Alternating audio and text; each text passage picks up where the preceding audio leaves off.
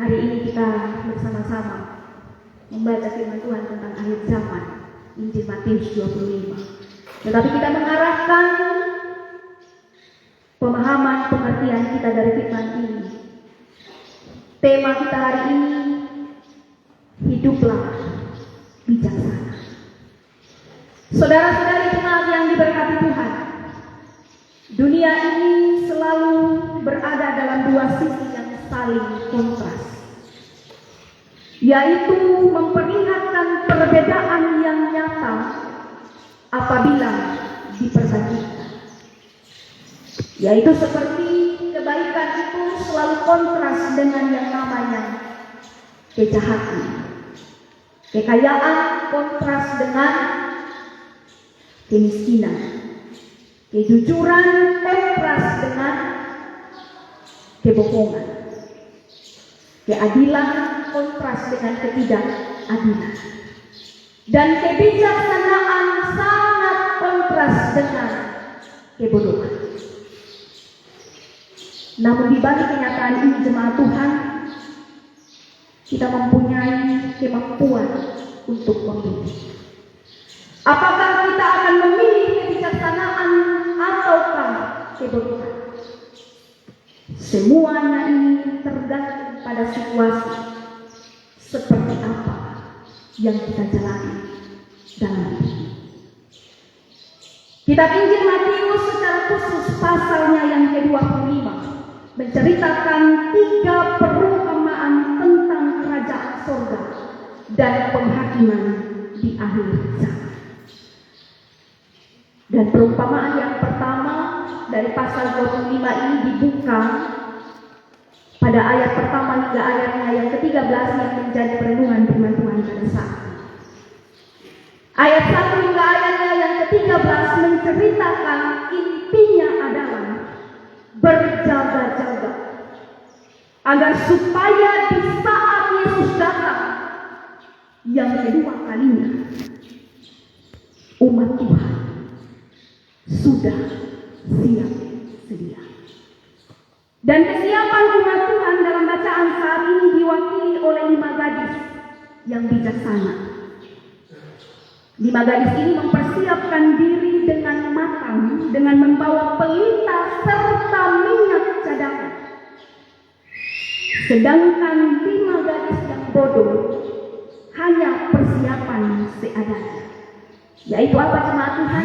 Hanya membawa pelita, tidak membawa minyak cadangan. Kedua kelompok gadis ini sedang menantikan mempelai pria. Dan pada saat itu mereka semua sedang menanti. Dan memang tidak tampak perbedaan ketika mereka 10 gadis ini sedang menanti.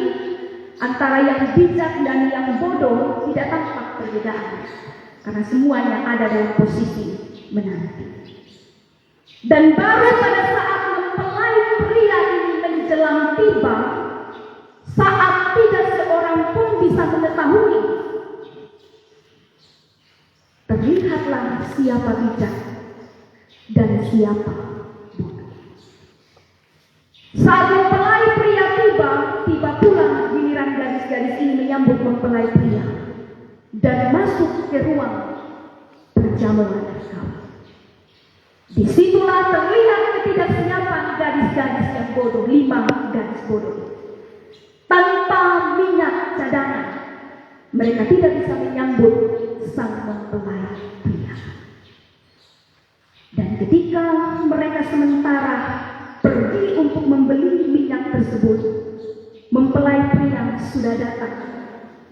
Dan hanya 5 gadis bijak yang menyambut mempelai pria ini dan bersama-sama masuk ke dalam perjamuan tersebut. Saudara-saudari jemaat yang diberkati Tuhan, jika kehadiran kerajaan surga diumpamakan seperti sebuah pesta perkawinan, maka kesiapan manusia haruslah dikerjakan dengan mengandalkan kebijaksanaan. Dan mengapa harus kebijaksanaan? Kebijaksanaan itu adalah kemampuan seseorang untuk menggunakan pengetahuan, pengalaman hidup, dan akal budi dengan bijak dan cerdas dalam menghadapi berbagai situasi dan pengambilan keputusan. Oleh karena itu, melalui firman Tuhan hari ini, hiduplah bijaksana. Kita belajar bahwa menjalani hidup secara bijaksana itu sangat penting. Karena apa? Yang pertama, hidup secara bijaksana itu membantu kita membuat keputusan yang tepat dan pandai dalam memanfaatkan waktu. Mampu untuk berpikir jauh ke depan. Jemaat yang diberkati Tuhan, kita semua memang tidak tahu kapan waktu Tuhan itu tiba. Ketika tadi saya mengatakan hari ini sangat panas, dan bukan hanya hari ini ya jemaat Tuhan, beberapa waktu jauh sebelum ini sudah sangat panas. Ya. Bahkan orang tidak perlu lagi buka AC, ya. Kalau saya di pastori, karena memang sudah tertutup, maka tambah panas sudah di sana. Ya. Kenyataan-kenyataan yang ada dalam kehidupan sekarang ini, yang terkadang juga orang mulai berpikir, ibu pendeta, macam-macamnya akhir zaman ini sudah mulai dekat. Ya. Panas yang semakin menjadi, keadaan ekonomi yang membuat setiap rumah tangga itu harus berpikir bagaimana harus menghasilkan berkat-berkat Tuhan, supaya kehidupan rumah tangga, semua anggota keluarga yang ada itu bisa selalu hidup damai. Hiduplah bijaksana. Ketidaktahuan kita tentang kapan waktu Tuhan itu tiba membuat semua kita harus benar-benar mendengarkan secara khusus firman Tuhan saat ini dengan menjalani hidup secara lebih baik. Saudara-saudari jemaat yang diberkati oleh Tuhan, 10 gadis dalam bacaan firman Tuhan saat ini diberi peranan penting dalam pesta pernikahan. Artinya bahwa 10 gadis ini sungguh sangat diistimewakan. 10 gadis ini mewakili seluruh pengikut Kristus, termasuk saya dan jemaat Tuhan sekalian yang hadir saat ini. Kita semua adalah pewaris kerajaan surga yang seharusnya menyadari bahwa kita penting, dan karena itu tidak boleh ada dari antara kita yang merasa acuh tak acuh dengan keberadaan diri di dalam menyongsong kedatangan Yesus yang kedua kali.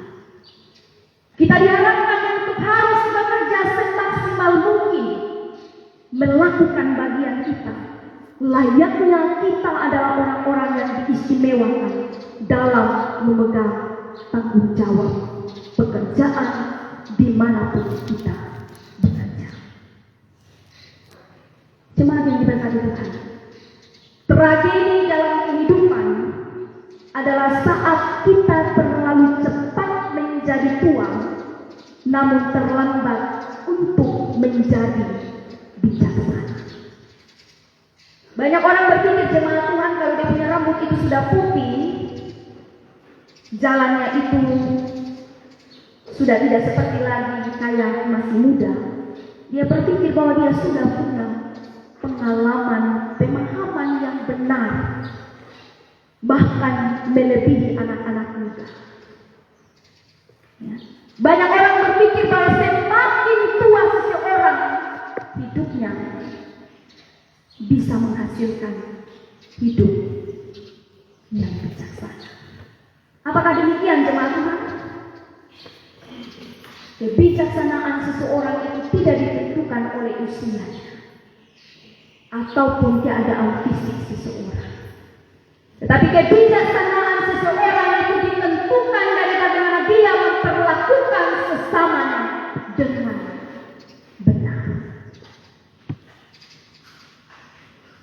Belum tentu orang yang sudah tua, orang yang sudah putih rambutnya.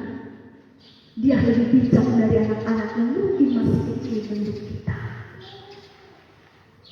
Dan karena itu, sadarilah bahwa waktu Tuhan bagi kita, pergunakanlah itu dengan baik.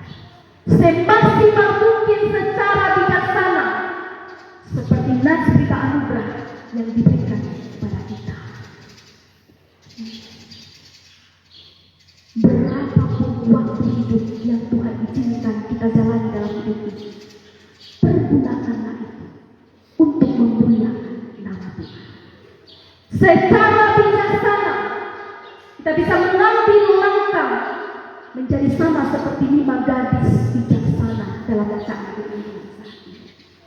Mampu untuk bagaimana membuat keputusan dikala kita diperhadapkan dengan keadaan situasi yang mungkin menurut kita sulit untuk kita jalani. Dan karena itu yang kedua, hidup bijaksana itu dapat membantu kita memahami kehendak Tuhan. Artinya bahwa orang bijak itu biar bagaimanapun akan selalu berusaha untuk selalu berpikir positif. Apapun keadaan yang dialami saat ini, baik sulit maupun mudah dalam hidupnya, ia selalu bersyukur dalam segala keadaan, bahkan dalam keadaan terjepit sekalipun.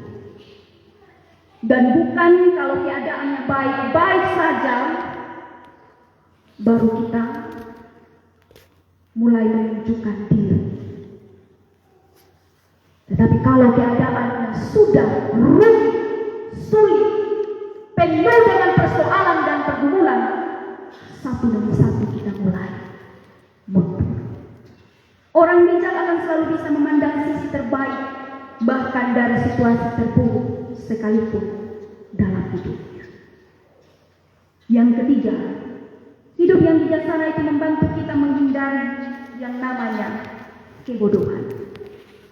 Seseorang dapat dikatakan bijaksana apabila ia dapat mengeksekusi atau menerapkan semua pengetahuannya secara baik dan benar. Saudara-saudari jemaat yang diberkati oleh Tuhan, hiduplah bijaksana. Nats pembimbing mengarahkan kita untuk memahami hidup secara bijaksana itu memang penting adanya. Tetapi kalau kita menjalani hidup secara bijaksana menurut kehendak kita, Nats pembimbing katakan tadi, itu hanyalah kesia-siaan. Hidup yang bijaksana itu haruslah hidup yang selalu tunduk pada apa yang menjadi ketetapan dan kebenaran Tuhan. Kita harus tunduk kepada Tuhan setiap kali ada keinginan dan kecenderungan setiap kita, ya, yang bertentangan, ya, pikiran kita, hal-hal yang mau kita lakukan ketika itu bertentangan dengan apa yang menjadi kemauan Tuhan. Sadarilah bahwa itu bukanlah hidup secara bijaksana. Berpaling dari dosa mendatangkan kesombongan dalam diri dan menjauhi kejahatan merupakan wujud dari rasa hormat kita terhadap cara pandang Tuhan. Jadi penting sekali kita menyadari bahwa terlibat dalam perilaku yang secara moral tidak pantas dan bergaul dengan orang-orang yang secara moral sesat akan menghasilkan akibat fisik yang tidak diinginkan. Tetapi perilaku yang lurus secara moral akan memberikan manfaat baik dalam kehidupan keluarga, bahkan dalam kehidupan pelayanan di dalam rumah Tuhan. Bergaulah dengan orang-orang yang benar-benar bisa mendatangkan kehidupan yang benar dan baik di hadapan Tuhan. Oleh karena itu, jemaat yang diberkati oleh Tuhan, takut akan Tuhan dan menjauhi kejahatan adalah cara untuk kita bisa bisa memiliki kebijaksanaan.